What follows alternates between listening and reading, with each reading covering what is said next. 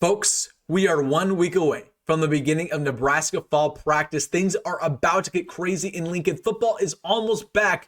So that being said, today I'm going to reveal the Huskers' 7 biggest storylines going into fall ball, breakout players on both offense and defense, must-see positional battles, coaches who have a lot to prove, some rumors going on right now, some shocks, some surprises, and so much more. You need to keep your eyes on all 7 of these because they could very well dictate Nebraska's entire season. So really quick, we have a lot to get into. Hey, if you're excited about football almost being back, I know I am. Hit that like button. And also, if you're a diehard Nebraska fan and you're not subscribed, what are you waiting for? This is the only place on Husker YouTube where you can get daily content talking your favorite team, and the season is almost here. So listen, it's a no-brainer. It takes 2 seconds. Join this family. Hit the subscribe button. Thank you so much.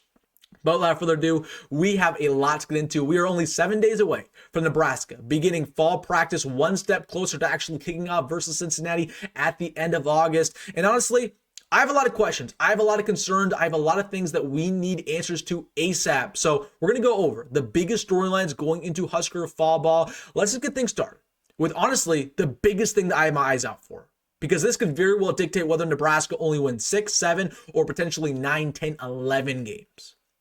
This is Nebraska's brand new coaches, how they can gel, how good are they really? I mean, let's just go to Dana Holgorsen, because I have a lot of questions about Dana Holgorsen. I think when you talk to the majority of the fan base, they feel great about him. They feel like he's going to be Nebraska's best offense coordinator in some time.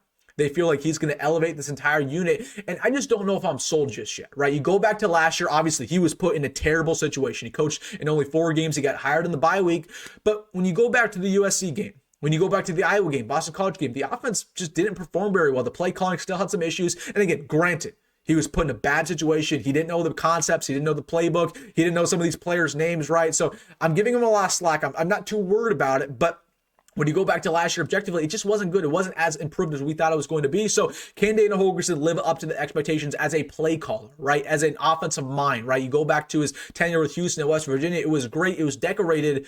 But can that happen once again in Nebraska? We will see. We're going to get answers to that. But honestly, I feel good about that. I'm buying the stock that Dana Holgorsen is going to elevate this offense. But the biggest thing I'm looking out for from a Dana Holgorsen perspective, what is this offense actually going to look like from a schematic standpoint? Is it going to be air raid? Is it going to be pass first, which is what I expect? Is it going to be pro style, shotgun, right? West Coast. We do not know. I will tell you this, it's not going to look like last year, right? He didn't have any time to change last year's offense. He got hired, again, middle of the year. But with a full offseason under his belt, it's going to be completely different. We're going to get a lot of answers very quickly on what this offense is going to look like. So that's a big thing I have my eyes out for, but it's not just him. Honestly, more than any other coach, I have my eyes out for Mike Ekeler. What's going on with the special teams? Because, again, I feel good about the kick return situation. Feel good about punt return. Feel good about us, snapping the football, going down and returning and tackling the opposing returner of the other team. But it's the same issues we always have. What's going on a punter and what's going on a kicker? Because, from a punting standpoint, we have Archie Wilson, who has never put on a cultural uniform before. We don't know how good he's going to be. We're putting all our eggs in one basket. And then we have a 3-way battle at kicker with Kyle Keenan, Tristan Ovano, and John Hull. We have no idea what's going to go on there. So, again, Mike Ekeler, he has his hands full. He's a very, very good special teams coach, but he could prove that right now by, finding a gem in that kicker room or potentially in that punter room. And then, I'm looking at John Butler, right? How good is he going to be compared to Tony White? What are these changes going to be on defense? Because it's definitely not going to look the same. What about Phil Snow? What's his impact? What about Addison Williams? He has a lot to do with that secondary, which has a lot of talent, but a lot of unproven guys. What about Nikhil Short? So this is a brand new coaching staff. We pretty much are replacing everybody except for our head man, Matt Rule. For that reason, there are a lot of questions. And I'm just going to tell you right now, I think there's going to be some coaches who live up to expectations, like a Dana Holgorsen, like a Mike Ekeler. But at the same time, I think there's going to be some coaches this year that are definitely below expectations that we're not very happy about. And that could be a John Butler. That could be an Addison Williams. That could be even a Nikhil Short. So we're going to get our answers pretty quickly, starting in fall camp. But I'm looking a lot at these new coaches because they could dictate Nebraska's entire season. Secondly, let's talk about some players to watch, because these players could either break out in a big way, shock everybody, or they could bust, and that would really hurt Nebraska's season. I was thinking about the biggest guy I have my eyes out for. Out of everybody on this team, who am I worried about? Who am I looking out for throughout these next couple weeks? And I went to the defensive line. I went to a former 5-star. I'm looking at Williams Neri, because this defensive line is still very wide open. We do not know who our starters are going to be. From a raw talent perspective, he's as good as any player on this team, but he needs to figure it out from Monday to Friday, putting on all the work. And really what he's going to do in these next couple weeks is he's going to figure out what his role is. Is he going to be primarily a third down edge rusher? Okay, he's just a pass specialist, or is it going to be somebody who starts on every single down, right? That's decided by him and him alone. Okay, I'm looking at Williams-Nembhard doing all the right things from Monday to Friday. That's really going to dictate his playing time this year. But I'm telling you, if he lives up to expectations, excuse me, he's going to be the X factor for the Huskers, and that could very well be the difference in us winning a couple more extra games because of his ability to get to the quarterback, unlike any other player we have on this roster. Cade Peterzak, somebody I have my eyes out for, true freshman defensive lineman with a lot of hype. A lot of people expect him to be like Keona Davis last year, right? Can he play as a true freshman? We're going to get answers very quickly. What's going on with Teddy Prohaska? Okay, is he healthy? Is he ready to go? Because there's a lot of murmurs inside that building that he's the odds-on favorite to be our starting right tackle. That's another battle that I have my eyes out for. But can Teddy Prohaska be ready in week 1? Okay, we don't know. What about Demitrius Bell? Is he back? Is he ready? Because that would bolster our wide receiver depth tremendously.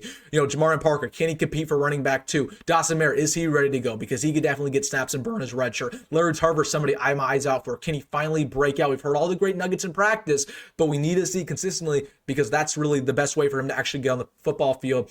Justin Rhett, somebody who had a great spring ball, very hyped up behind the scenes. Can he do it once again in fall camp, right? Marcus Davila, can he be our quarterback too? It all starts right now. Emmett Johnson, with all the hype this offseason, that some of it's warranted, some of it's not, can he live up to expectations just a little bit and potentially be one of our best running backs we've had in the past decade, right? All starts in fall ball. So those are the big names I have my eyes out for. And of course, Dylan Raiola, we got our eyes out for too, but those are really the guys in particular I am looking out for. Then let's talk about a positional battle. Okay, in my opinion, probably the biggest positional battle for the Huskers, and it really isn't talked about. It's not on offense, it's not on the D-line, it's not on special teams even. It's in the secondary because honestly, last year's secondary was probably the biggest disappointing thing about this team, right? We had a revolving door at corner. Marcus Buford did not play very well at safety or at corner. Deshaun Singleton didn't live up to expectations. Malcolm Hartzog was Malcolm Hartzog, right? The secondary was not very good. And that was really what held this defense back last season is our lack of secondary play. Now, fast forward to this year, you feel pretty good about it. You got Sear right at corner. You got Malcolm Hartzog or Mario Buford at nickel. And then you got, Marcus Buford and Deshaun Singleton come back at safety. You feel great about all those guys, but there is a wide open spot at corner too, and that could very well dictate how good this entire secondary is. If you have one weak link on the secondary, the entire thing comes crumbling down. So pretty much it's wide open. We don't know who it's going to be, but it's pretty much down to 2 players, right? It's going to be Andrew Marshall or it's going to be Amari Sanders.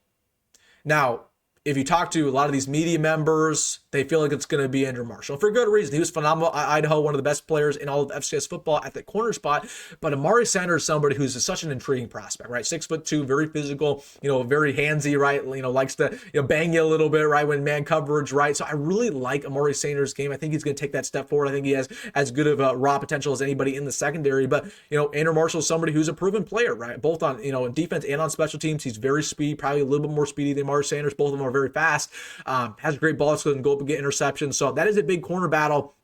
We need somebody there because we can't have an issue like last year at corner where we have a revolving door and we just don't know who our guy's going to be. We keep swapping guys in and out every single game, and it's just a huge liability. That can't happen this year. I'm hoping Amari Sanders wins that battle. That's my pick. I'd be cool with either, but I want whoever wins that battle to earn it and play well all the fall ball. So I'm looking out for that corner battle more than anything. Then let's go to a different positional battle, which actually I shouldn't even say it's a battle. It's not a battle, but I'm just looking at one position in particular. Can the wide receivers finally live up to the hype? Because every single year, whether it's 2023, 2024, in the Scott Frost era, we always hype up the wide receivers. We act like this is the best unit on this team. There's so much proven players. There's so much talent. There's former 4-stars, this, that, and the third, whatever. We sit here in June, July, hype up this unit like none other, and then when it actually gets to the season, it always falls flat, no matter who's on the team. Now, you look at the wide receivers this season. You got Dane, who's great. You got Jacory, who's awesome. Nyziah Hunter. You got Janiran Bonner, Demitrius Bell, some great true freshmen. Can it live up to the hype? Can Dane be as good as expected? Can Jacory Barney take the jump forward to be one of the better players in the entire country, which I think he could be, right? Can Janiran Bonner actually break out? The coaching staff loves him. We just never see it. Can Demitrius Bell be healthy and be the player that he once was? What about these true freshmen? They're complete wild cards. Can this receiver room live up to the hype? Please, because it was so bad last year. It was one of the reasons why we were one of the worst offenses in America. Needs to figure it out this year. Please. Wide receiver room, live up to the hype. We will figure it out in fall camp. Fifth thing. It's pretty obvious, right? This is huge. This is going to dictate Nebraska season as much as all these other storylines. I'm looking at Dylan. Can he continue his development? Can he be one of the best quarterbacks in the Big Ten, if not the country, right? It all starts in fall ball because I'm going to see him on day one. What's he looking like? What's that weight looking like? Is he still, about 240? Or is he bound about 225, 230, which I think is a sweet spot for him, right? What's the weight looking like? What's the mobility looking like? Can he be more confident getting outside the pocket? Is he completely 100% healthy? Because we know he got banged up as the year progressed last year, right? What's it actually looking like? That was a huge issue. With the deep ball, with even the middle of the field, right? Lofting those balls in there, you got to throw it in a bullet pass. He doesn't like to bullet it in there, right? Can he change that? There's a lot of question marks about Dylan. I have a lot of question marks. It all starts with fall ball. He needs to develop to be one of the better quarterbacks in America, because if that can't happen, I see no reason Nebraska can't win 8, 9, 10 games. Now, if Raiola struggles like last season, we have a lot of issues. ASAP. And we need to figure them out. Number 6. I mean, let's just go to the trenches, right? That's what's going to win you football games more than any other, especially in the Big Ten. And I'm just not sold on either. I'm not sold on the O-line, and there's talent there. I feel good about the interior play, but the tackle play is such an issue, right? Again, with Teddy Nebraska, is he still healthy? Who's going to win the right tackle battle? Elijah Pritchett at left tackle, one of the biggest liabilities in the history of Alabama football. Can he figure out his career? Because right now, frankly, Elijah Pritchett's a bust. Can he turn that thing around? I don't know. Nebraska historically, they've not done a very good job at reversing bust career. Usually when busts come to Nebraska, like an Arik Gilbert, like a Tyree Johnson, right? Former 5-star guys, they usually prove why they're busts. Unfortunately, in my mind, I think Elijah Pritchett's going to do that once again, but can he prove us wrong? I don't know. So what's going on O-line? And then what's going on the D-line, right? Cannon Williams is another breakout. What about Jalen George, who had a lot of hype going on in winter conditioning, who's out all of spring ball? Can he, break out in a big way, right? What about some of these freshmen like a K. Peters, like a Malcolm Simpson? So really looking out for those trenches. Again, they need to continue to develop. And then last but not least, it's the winning culture of this team. And it's something that you really can't engage in fall camp, but this is really going to dictate whether or not Nebraska actually wins these close games. It's the culture of the unit. And I think, honestly, culture is probably the most overused term within the Husker fandom.